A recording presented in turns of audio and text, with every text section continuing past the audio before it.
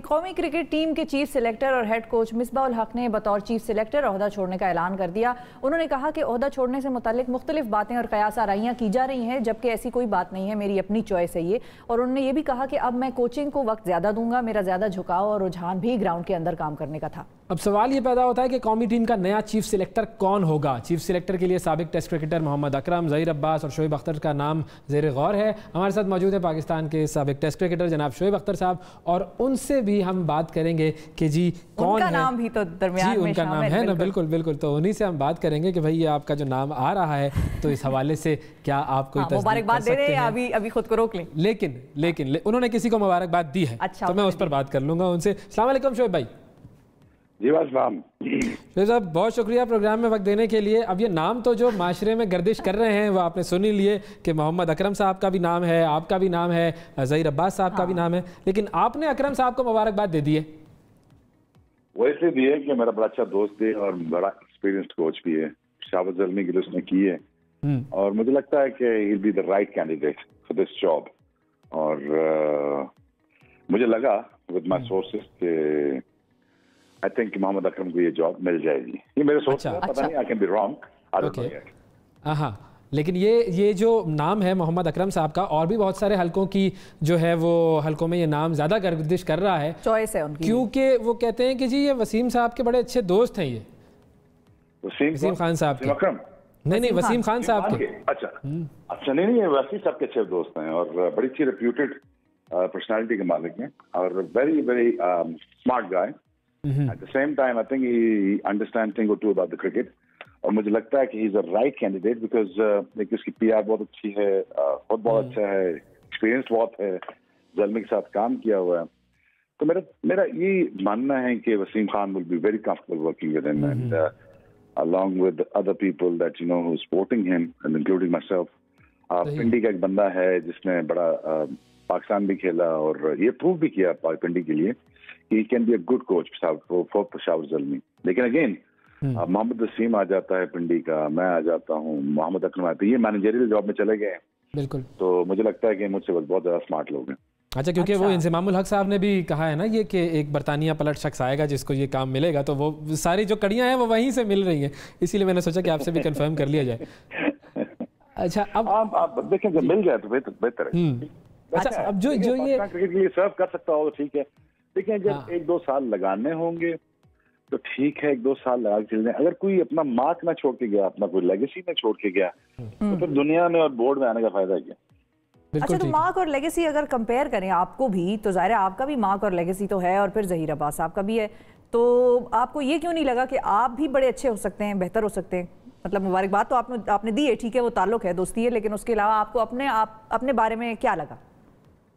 मैं देखिए जी, मुझे ऑनेस्टली मैं उससे इसी बात खोल के बताता हूँ। देखिए, मुझे I like to get things done and उसके लिए मुझे जो भी करना पड़ेगा वो मैं कर दूंगा। अगर मुझे अपॉर्चुनिटी मिलती आने वाले वक्त में, कोई आखिरी बोर्ड नहीं और ये कोई पहला बोर्ड नहीं होगा, G be honest with you, आने वाले वक्त में अगर मौका मिला, अगर मुझे कुछ हालात मेरी वालदा ने, मेरी बेगम ने, मेरे बच्चों ने इजाजत दी टाइम की, तो मैं जरूर करूंगा। Be honest with you, very very आपकी ख्वाहिश है लाइफ। अब देखिए, ख्वाहिश किसकी नहीं होती कि पाकिस्तान को सर्व करे बंदा या पाकिस्तान की मदद करे। देखिए, there is a lot of things in place कि जहाँ पे आप सोचते हैं यार कि मैं टाइम दे सकता हूँ, मैं लाहौर ज़रा जा सकता हूँ, मेरे बच्चे भी 4 साल का है, 1.5 साल का है, आई डोंट नो मेरी फैमिली मुझे इजाज़त देगी कि नहीं देगी, और क्या मेरी वो तबीयत है कि काम करने वाली की नहीं, और दूसरा मैं बहुत ब्लंटली स्ट्रेट फॉरवर्ड आदमी हूँ, क्या ये पसंद आएगा लोगों को नहीं। But you know demand of the public, I be honest with you right now, आप दोनों तो मुझसे मिले भी हुए, जानते भी हैं, मैं बड़ी खुली बात करता हूँ जी। डिमांड ऑफ द पब्लिक ये है कि यार इस ब्रांड ऑफ क्रिकेट को चेंज होना चाहिए। ये नहीं होना चाहिए कि यार अपना डरे हुए खेलते रहे, अजीब से टिमिड से लगे, हम 1-2 साल से एक टीम लगे, वो ना हो।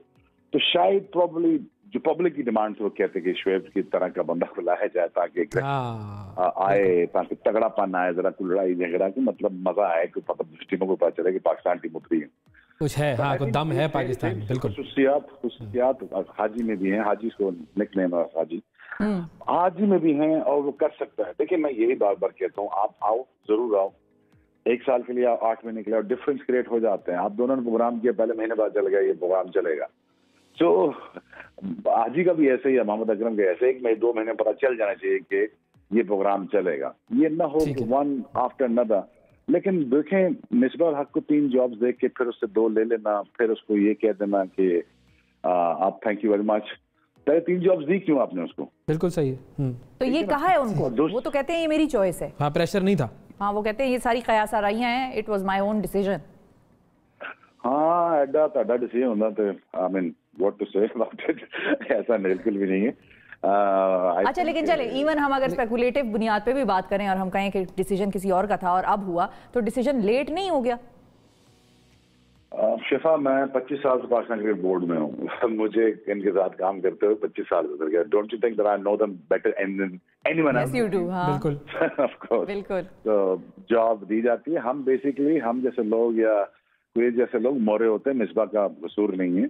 अच्छा, हम 3 जॉबें पकड़ाई जाती है, मोरा आगे किया जाता है, काम जब निकल जाता है फिर उसको फिर उस पर बल्ली बना के अपना फिर दूसरा बंदा लाया जाता है। तो ये बल्ली बनाने वाला काम मेरे ख्याल में मुझे तो एक्सेप्टेबल नहीं है, क्योंकि आपने काम लेना है, आप पहले ही प्लेस में ऐसा बंदा क्यों लाए? बिल्कुल। 3 जॉब सूट नहीं करते हैं। ये आपको विजन किधर है, हराइजन किधर है पीसीबी? तो इसका तो फिर कसूर वसीम खान साहब का और एहसान मानी साहब का हुआ ना, क्योंकि वो लोग तो बड़ा जस्टिफाई कर रहे थे कि ये एक बंदा होगा, सारे काम करेगा, हर जगह पर जो है वो यही इसी की चलेगी, बहुत अच्छी हो जाएगी क्रिकेट।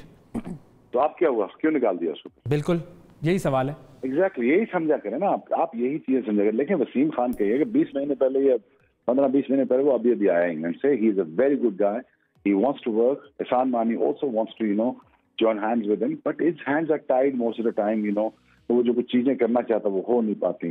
कौन रोकता है उनको? Very good guy. There is a lot of elements.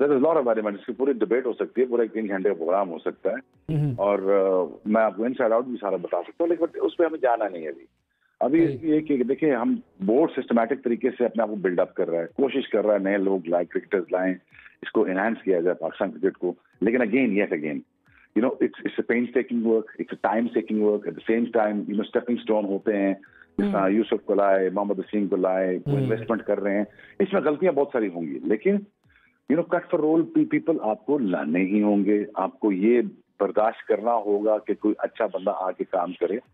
और मुझे लगता है कि हाजी इज वन ऑफ देम, और Shahid Mohammad Akram is one of them. अच्छा, अब इसके बारे में ये भी कहा जा रहा है, इस पूरी सूरत हाल के बारे में, कि ये जो इमरान खान साहब से मुलाकात की थी और पुराना क्रिकेट सिस्टम था उसको बहाल करने की इन्होंने बात की थी, उसमें हफीज़ साहब और अजहर साहब भी मौजूद थे, तो ये उसने भी बड़ा रोल प्ले किया है ये ओहदा लेने से, इस तरह की कोई चीज़ है? देखिए, तो वेरी नाइव ऑफ पीपल कि प्राइम मिनिस्टर को जाके ये कह देना कि सर आप ये डिपार्टमेंट की क्रिकेट को बहाल कर दें। एक शख्स ने 32 साल एक चीज के लड़े हैं, जो प्राइम मिनिस्टर साहब है हमारे, वो ये कह रहे हैं कि डिपार्टमेंट क्रिकेटर मैंने खत्म करनी है अगर मैं पावर में आया, और आप उनको 32 मिनट में ये समझा रहे हो कि डिपार्टमेंट क्रिकेट रिवाइव कर दें। So you got to be out of your mind. तो वो तो 2 मिनट में शटअप कॉल दे दी, तो फिर उसके बाद कोई बोला भी नहीं।